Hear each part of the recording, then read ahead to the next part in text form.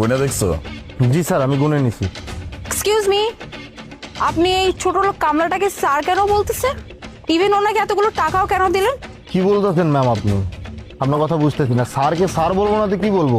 উনি হলেন একমাত্র জমিদারের ছেলে আলিফ স্যার। আর আপনি এসব কি বলতেছেন ছোট লোক? মানে সব কিছু বুঝতেছি না। আপনার আশেপাশে যত প্রপার্টি দেখতেছেন সব কিছুর মালিক উনি। ওনার টাকা পয়সা সম্পর্কে আপনার ধারণা আছে? ওনারে বলতেছেন আপনি ছোট লোক। ইয়ে মানে কি বলতেছেন? ও মাই গড, ও রিয়েলি? মানে আপনার আই মিন তোমার এত টাকা?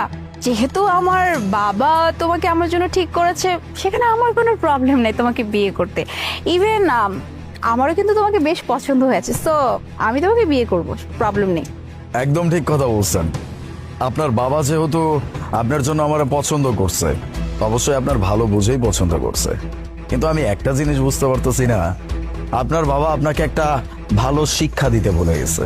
সেটা হচ্ছে একটা মানুষের লগে কেমনে কথা বলতে হয়। আমার কথাবার্তা শুই না আপনি আমারে ছোট লোক, চাষা, কামলা, যা ইচ্ছা তাই বললেন।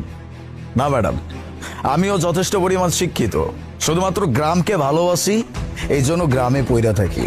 তাছাড়া আমিও সবকিছুই জানি।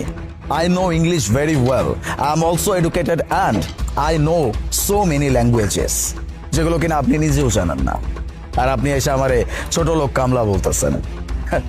আপনি আমার পোশাক দেখে আমারে বিচার করলেন। একটা মানুষের পোশাক তার পরিচয় বহন করে না। একটা মানুষের পরিচয় বহন করে সেই মানুষের আচার আচরণ আর তার ব্যবহার।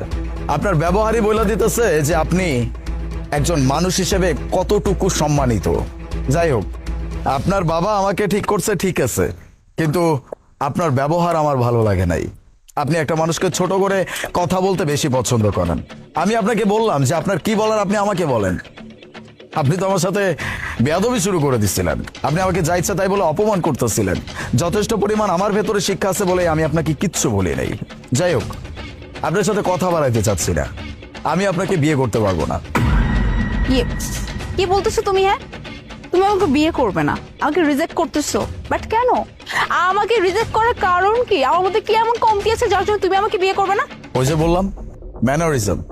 আপনি আমার ফ্যামিলির সাথে কখনোই অ্যাডজাস্ট করতে পারবেন না, বিকজ অফ এটা তো গ্রাম, অনেক ধুলা বালি ডাস্ট, এগুলো আপনি মেনে নিতে পারবেন না।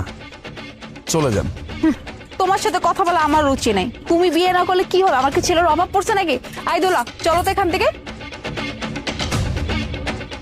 ম্যাডাম দেখছেন, আমি আপনাদের বলছিলাম যে গ্রামের মানুষগুলো সহজ সরল হয়, কিন্তু তাদের অনেক টাকা পয়সা থাকে, ভালো পোশাক পরে তারা শো অফ করে না।